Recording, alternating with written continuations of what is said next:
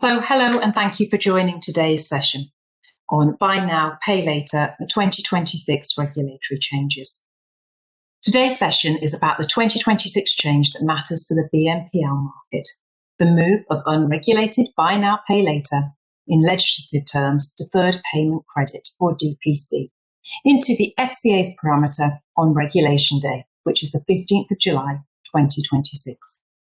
I'm going to speak to you as regulatory specialists, so I won't spend time going through the first principles of Section 19 of FUSMA, the RAO architecture, or the general shape of CONC and DISP, unless it's really necessary to make a point about where the regime is different or where the FCA has intentionally engineered frictions to drive better outcomes.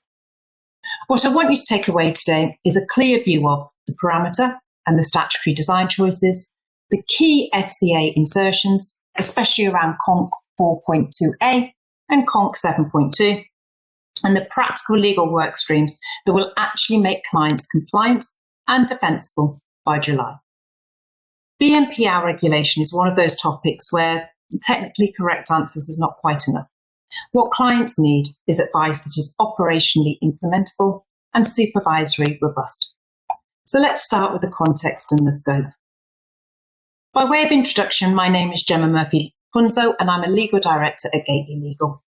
My practice is heavily weighted towards financial regulation, anything from FCA authorisations and variations of permission to change of control, regulatory reporting and consumer credit and CCA adjacent parameter issues. So let's take a look at today's agenda. We're going to cover 4 parts as part of the webinar today. First, we're going to look at the context, scope and legislative framework. What exactly is being regulated, what remains out of scope, and why the statutory instrument looks the way it does.